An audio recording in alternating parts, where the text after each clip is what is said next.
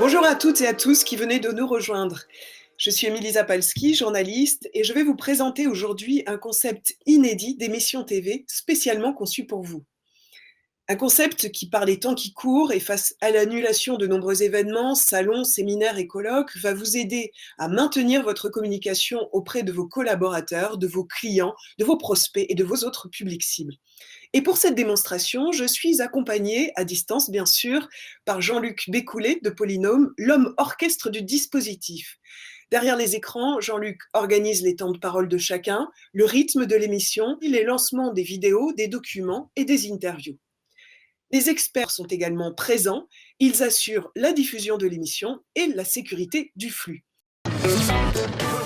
Il fut un temps, il n'y a pas si longtemps, où il fallait trouver une cabine téléphonique pour téléphoner. Allô, ma poule? Même si l'on pouvait déjà penser à la mobilité. Bon, déjà, on est où? Il fallait être équipé d'une carte routière pour se diriger, voire d'une agence de voyage pour voyager. Aucun animal, aucune maladie, aucune pauvreté. Alors, où est-ce qu'on pourrait aller? Aucune idée. Il fallait lire le journal sur papier et attendre patiemment l'heure du 20h pour connaître les événements du monde. J'ai ici un rapport assez redoutable, rapport sur l'informatisation de la société. C'est un peu le triomphe de l'ordinateur. C'est l'informatique orchestrant toute notre vie. C'était au siècle dernier, certes, mais il ne croyait pas si bien dire, monsieur Jiquiel, car aujourd'hui, l'ordinateur est bien présent dans toute notre vie. Et cette émission en est aujourd'hui la meilleure preuve. Le principe est simple, il s'agit de mettre à votre disposition un dispositif technique et éditorial pour communiquer à distance avec vos publics connectés, collaborateurs, réseaux, clients. Que vous soyez dirigeant, équipe marketing et commerciale, directeur de ressources humaines, expert, vous avez ainsi la possibilité de prendre la parole simplement, seul ou en comité restreint, et vous produisez avec nous une émission bien préparée, rythmée, efficace, et tout ça en quelques jours. Vous l'avez compris, cette émission répond aux contraintes liées au confinement actuel, mais demain, elle peut aussi entrer dans vos habitudes pour plus d'efficacité, de réactivité et une continuité dans votre communication. Je vous propose tout de suite de rejoindre, à distance encore, Olivier Parent, prospectiviste de Son État. Bonjour Olivier. Alors, quel est le rôle d'un prospectiviste dans ce monde en pleine mutation ? Bonjour Émilie. Le principe de la prospective est de regarder les événements qui se présentent à nous en sortant du flux du présent, en sortant d'une forme de déterminisme pour aller chercher un autre imaginaire et un autre sens aux événements que l'on vit. Dans la crise que nous vivons et ce confinement généralisé, vous pouvez tirer des enseignements et plus tard organiser peut-être demain différemment ? Ce qui est important, c'est comme je le disais, c'est de sortir du déterminisme du présent, de l'enfermement dans lequel on peut être. Et effectivement, la crise que l'on vit a quelque chose qui est angoissant, qui est dérangeant, parce qu'il y a plein de choses qui ont été remises en cause. Et pourtant, on peut déjà commencer à voir émerger certains enseignements. Ça veut dire que même dans une crise comme ça, on en tire des enseignements et des choses positives qui vont dans le sens d'une société qui s'organise peut-être un peu mieux, un peu différemment. Il est évident que la crise que l'on vit est une crise. Il y a des drames humains, il y a des drames sanitaires, ça c'est évident, et je ne remets surtout pas en cause. Par contre, quand on a la chance de pouvoir être observateur et vivre ce que l'on vit,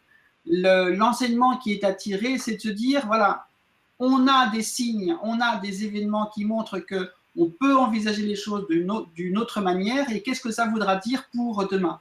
Je parlais des outils numériques qui souvent ont été décriés parce qu'ils peuvent tuer une forme de relation humaine. Tout d'un coup, là, on s'aperçoit bien que les outils numériques peuvent avoir une valeur. La question qu'il faut que l'on se pose, c'est qu'est-ce que nous sommes en train de préparer pour nous-mêmes, pour nos entreprises, au travers de la crise du Covid-19, au travers laquelle nous passons. Et la question, elle est là, c'est qu'est-ce qu'on prépare pour demain ? Alors, je vous propose de nous projeter dans ce nouveau monde et dans les nouvelles technologies qui l'accompagnent. En matière de communication, par exemple, pour assurer une réunion, un séminaire ou une présentation de produits à distance, on ne s'y prend pas de la même manière que pour une communication en public. Jean-Luc Bécoulet, vous qui êtes notre chef d'orchestre, est-ce que vous pouvez nous expliquer ces principes clés de la communication à distance ? Oui, Émilie, merci. Nous sommes donc, nous, des professionnels de l'événementiel, et c'est vrai que dans les circonstances actuelles, on propose d'en conserver les règles de cet événementiel en les adaptant. Vous le vivez en ce moment même, on se retrouve devant un écran informatique, sur sa tablette, Ça implique, quel que soit l'intérêt du sujet traité, que ce soit agréable à suivre, bien mené, rythmé, enrichi d'éléments complémentaires, comme des chroniques percutantes, par exemple, pour contextualiser un propos ou accrocher un spectateur, des infographies dynamiques pour illustrer vos process, vos démarches, ce que vous avez à proposer à vos équipes, ou éventuellement vous proposer des interventions décalées pour mobiliser les esprits. Et je vous interromps, Jean-Luc.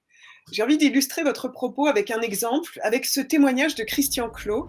Il est explorateur et spécialiste du comportement de notre cerveau en situation de stress. On cherche à éprouver au maximum les capacités humaines pour qu'ensuite on puisse aller comprendre ce qui se passe dans notre cerveau. On va réaliser toutes les mesures possibles dans ces environnements qui va nous donner une vision de l'individu en termes d'adaptation. C'est un projet qui est extrêmement novateur et en fait on ne sait rien là-dessus, on ne sait absolument rien. Et dans cette émission, on peut imaginer aussi des moments plus interactifs. Je vous propose par exemple cette mini-séquence. Nous autres professeurs, on aime bien utiliser des modèles pour comprendre les réalités. Et le modèle, je crois, qui correspond le mieux pour comprendre ce que c'est que le changement, c'est le modèle de la dinde. Le modèle de la dinde, oui, vous avez bien entendu, on parle bien de l'animal. Alors à votre avis, que veut nous dire cet éminent professeur d'économie? 3 possibilités. A, c'est une solution pour en finir avec la malbouffe. B, c'est une stratégie de pilotage de l'entreprise. Ou C, c'est une fable de La Fontaine. Vous avez 5 secondes pour envoyer vos réponses sur le fil de discussion.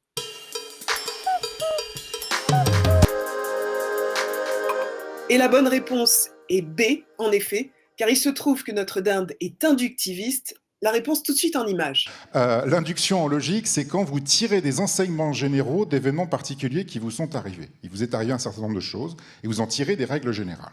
Il se trouve qu'on a sous les yeux une dinde, on ne sait pas trop pourquoi, elle est inductiviste. Et cette dinde observe comment son bien-être évolue au cours du temps.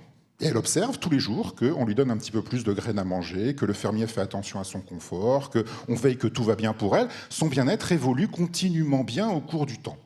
Septembre, octobre, novembre, décembre, ouais, 24 décembre. Ça pique. Et là, le 24 décembre, il se produit ce qu'on appelle en stratégie une disruption. Disruption, ça y est, le mot est lâché. Et dommage pour la dinde. Bref, les participants à la réunion peuvent donc intervenir, jouer ou poser des questions au fil de l'eau. Sélectionnées par un modérateur, ces questions donnent lieu à des réponses en direct pendant l'émission, où elles peuvent être aussi mémorisées et traitées ultérieurement. Une façon très moderne de communiquer avec vos managers, vos équipes, vos clients, vos prospects. Bien, voyons maintenant l'aspect technique de l'émission. Vous vous demandez peut-être comment cela fonctionne. Eh bien, nous allons tout de suite poser la question à Sébastien de Webcastor. Il s'occupe justement des connexions, du flux et des données. Sébastien, vous êtes à Lyon depuis la régie centrale. Alors, donnez-nous quelques confidences sur la technologie qui sous-tend ce dispositif. En fait, il y a plusieurs éléments fondamentaux qui concourent au dispositif distant et connecté. Votre propre webcam ou une caméra raccordée à votre ordinateur, la qualité de la connexion Internet à laquelle vous êtes raccordé, et de notre côté, notre infrastructure de diffusion et notre capacité à combiner tous les flux et les éléments d'illustration avec nos outils pour restituer l'ensemble de façon simple et fluide pour vos spectateurs. Le streaming est notre métier depuis plus de 15 ans pour la retransmission de vos événements ou, dans un cas comme celui-ci, en totale dématérialisation des sources. Merci Sébastien. Et nous faisons tout de suite un saut à Montrouge, en région parisienne, pour retrouver Alain de la société Artcom. Son métier, c'est de mettre à disposition tous les moyens techniques de réalisation d'un plateau type TV. Alors Alain, bonjour. Donnez-nous quelques précisions. Merci de me donner la parole. On est ici à Montrouge, effectivement. On est dans notre salle de réunion, hein, une salle somme toute petite, mais sur laquelle nous avons installé plusieurs caméras, des écrans qui permettent d'avoir des personnes à distance et en visioconférence. Mais d'après ce que vous dites, même hors période de confinement, on l'espère très rapidement, on peut organiser ce type de plateau TV à distance. On est coutumier de webconférences avec un public étendu qui peuvent regarder l'émission. Ça peut aller de 200 à 1000 personnes qui suivent l'émission.